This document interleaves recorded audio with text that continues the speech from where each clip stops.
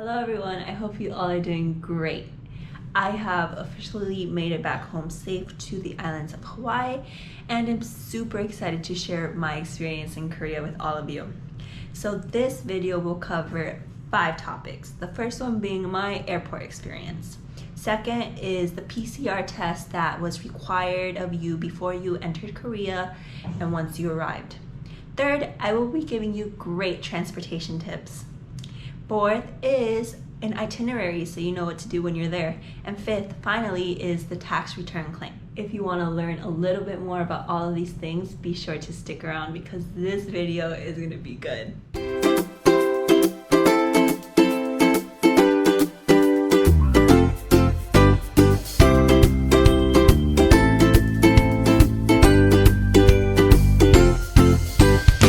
So first one is airport experience. So upon arrival, I saw that everything was super clean, super elegant. Another world. So the first thing I had to do was go find some internet. So as you're walking around, you'll notice that there are a lot of little kiosks and little stands for internet. Something I recommend is to not buy the first thing you see because you can probably find the same thing somewhere else, just a little cheaper.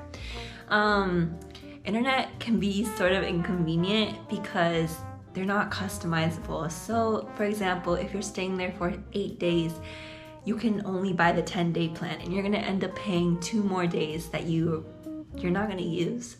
So something I recommend when planning your trip is maybe consider that. If you're traveling on a budget, it could ultimately add up. So just really consider that. Unfortunately, I did not exchange my money here in Hawaii, so once I got there I had to look for a currency exchange station. So they have this cute little ATM machine that exchanges your money for you, and if you're having trouble using that, you can always go to the counter and there's a lady that will help you there. The only thing about that is the machine will charge you per certain amount. So let's say the max is $300 and you want to take out maybe like $2,000, I don't know, you're gonna get charged maybe $6 to $7 per transaction, and ultimately also that can add up. And so yeah, why go through that? Might as well do it at home. Maybe you get it a little cheaper. It's always best. That's another tip. Okay, so before I left Hawaii, I had to make sure I got a negative COVID test or PCR test, and I had to get one once I arrived in Korea. But before I left, it turns out I didn't need one to leave Hawaii. So I'm like, oh great, that's like one less thing to worry about. The only thing was I had to get one in Korea. So I got to Korea, I was walking towards the hospital because there's a hospital right out of the airport. That's so cool. And then I asked this man which way I needed to go because I didn't know. So I asked him and he said, what do you need to go there for? And I told him I needed a test and he said it's not necessary anymore. So I'm like, oh, I'm so thankful because you have to wait at least 1 day, 1 to 2 days in your hotel before you can leave, and it has to come out with a negative test. So I'm so grateful for that. Like 1 day just wasn't wasted just waiting in your hotel for that negative exam. So that was great. That was one less thing to worry about. Okay, topic number 3, transportation. This is probably one of the best ones simply because you don't have to worry about buses. You don't have to worry about the subway. You can just take a taxi. So Korea is known to have some of the cheapest taxis in the world. Like in other countries, you're probably gonna pay $25 just to be in a car for 5 minutes. Well, in Korea, for 5 minutes, probably gonna be $3. That is so cool. It's so convenient, quick, cheap, and the best option you could take. So in Asia, the transportation, especially the subway, they're so confusing. Like you have to understand, and they don't have English-friendly maps, so you're probably gonna have a very hard time doing that. Don't recommend it. Okay, so what I did was I got a transportation card. What? Look at how cool that is. So they have little animated figurines on it. This is the back. Okay, so what's super cool about this little card is that you can just scan it on the taxi. So let's say you got on the taxi, you have to pay now. They have these little devices where you just tap your card, beep, and then you already paid. This is so cool. So I got mine in the airport. You can find them in any convenience store, and there's a lot of convenience stores in the airport, so I might as well get one there. So I think I put like $20 in this, and it actually lasted a long time. And then to refill it, you can always go back to a convenience store. It can be whichever one, and just refill it with the amount you think is necessary. And then yeah, the only thing is that try to measure how much money you put in it, because the money that goes in this is non-refundable. Also, another thing when it comes to transportation and traveling is trust your taxi. He'll probably know where you're going. Don't trust the GPS all the time, okay? The GPS is probably your worst enemy in Korea. One time I wanted to go to Namsan Tower, I think that's how you say it, the Korean tower, and it turns out we were only 30 minutes away. Well, I looked it up on the GPS and it took me 2 hours to get there. That was so irritating. A lot of time went by in that trip, but it's okay, it was fun. Okay, here is the fourth topic, my favorite one, the itinerary.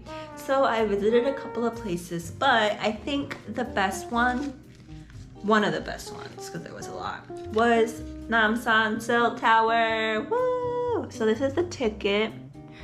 So like I said, please be careful how you get there, because you see how it's on a little mountain? Yeah, well, guess why it took me 2 hours to get there? Because I had to climb up that mountain. It was so funny because I was with my dad and my little brother, and my little brother has a stroller, and that mountain is just stairs. And they're not even like this, they're like this. They're super steep. So yeah, we climbed that little mountain that's right there. It took us 2 hours up. And then I didn't know there was a cable car. So we went back down. 2 plus 2, 4 hours, guys. 4 hours just climbing up and down that mountain. But eventually I found out about the cable car, and it was actually way better. You see how it goes up the mountain? Look, you can see the mountain way better here. It's a big mountain. So yeah, so we went the first time during nighttime. That was the first time, and we climbed up and we were super sweaty. But then we went again during daytime. So the reason why we went twice is the light. So if you want good lighting in your photos, I recommend you go during the daytime, because in the nighttime there's a lot of glare from all the other lights, and I don't think that looks good in your pictures. I mean, unless you don't mind, but yeah, I didn't like them for mine. So we went back, and I guess it was good because we found out about the cable car, but it wasn't good because we were sort of mad about it. But yeah, this is the cable car. The tower is a bit pricey. It's like $40 per person, give or take, something like that, but it's totally worth it. There's so much to see, so I recommend going. And then if you want a more historical place, a more touristic attraction, I recommend going to one of the palaces. So the cool thing about this palace, I don't know if you can see it, the Changdeokgong, I think that's how you say it. That palace is that it has palaces inside of it. So the whole thing is already extremely big. You probably won't go through it in a day, but inside there's more palaces. That's so cool. So actually the price for this was really minimal. 3,000. I think that's like a couple cents. That's not even $1. 10,000 is $1.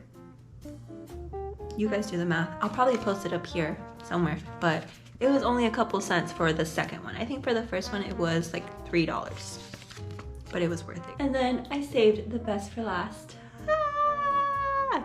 Latte World Adventure. So this is like Korea's Disney. It is super cool. Their little mascot is a little fox, and there is attraction for everyone. Little kids, big kids, grown-ups, whatever. So the only thing about this is babies can go in for free, but they won't be able to get on the rides. So it sort of makes sense. If you have a little baby, you're obviously not going to pay for them to get on the rides because they probably can't get on. But if you have a toddler, maybe 2-3 years old, you probably want to get them a ticket so they can go into the ball pits. They have indoor parks. They're super cute and cool, and your kids will have so much fun. My brother had fun. So if you don't know if this is something you want to do, but I make it sound interesting, you should go check out one of my videos. I'll probably leave the link down below in the description where you can see a little bit more about this place. It's so cool. You're definitely gonna want to go. And then the hotel I stayed at was called Sky Park 1 Myeongdong, and it was actually a pretty good location. So right outside of it you could see a bunch of stores. Like, there was so much street food, so many fashion stores, there were malls surrounding it, so like, why even leave? Like, that's the perfect location. So it's also not that pricey. The only thing is that the rooms are a bit small, a bit compressed, but they can be comfortable. So if you want a good location in Seoul, I really recommend that hotel. It's only 30 minutes away from the tower. It's maybe, well, walking. Probably in car it's like 5 minutes, in taxi. And then the palace is only maybe another 30-40 minutes. It was a lot of fun though. I went to a lot more places, obviously. You can check out more of my videos on Korea to see where else I went in case you need more ideas. But those were just some that I think you would enjoy. And then finally, I am going to talk about the tax return claim. So this little envelope, I got it from my hotel. They gave it to me upon my departure, if that makes sense. So there's instructions. So what this is you get back taxes on whatever it is you bought. So as a tourist, I think you're gonna buy a lot of stuff. So you can get your taxes back, and that's convenient. The only inconvenience about this is you have to show everything you want to get your taxes back on, and you have to present a receipt.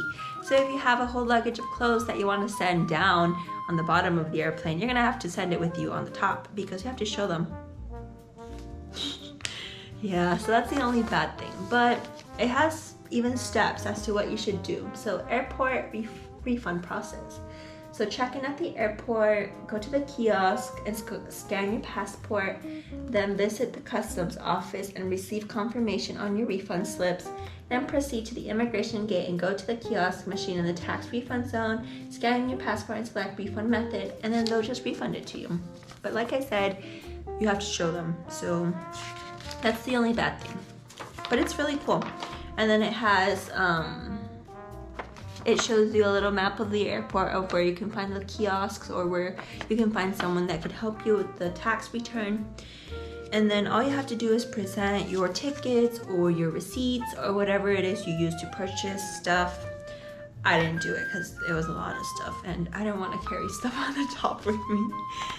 But it's recommended if you think you can do it. It's a good tip, and I think it'll be helpful for a lot of people. And yeah, I think that's it. So to travel to Korea, there's a lot of requirements such as the KTA or the Q code, and I'm gonna make a separate video about that so you're all informed and you don't have any questions once you're in Korea. I'm also going to share with you my Instagram account so you can go follow me, because there I have some pictures on Korea, some things I did, and it'll be so much fun. Be sure to check out my other videos in case you're wondering what else you can do there and just to get an insight on how it is over there. Also, if you're planning on traveling to Korea anytime soon, or if you have already done so, please leave it in the comments. I would love to know and hear about your experience, because Korea is a whole nother adventure. If you liked this video, don't forget to subscribe, leave a comment, give a like down below, and turn on your little bell because I'll be sharing more experiences with all of you. Thanks for watching.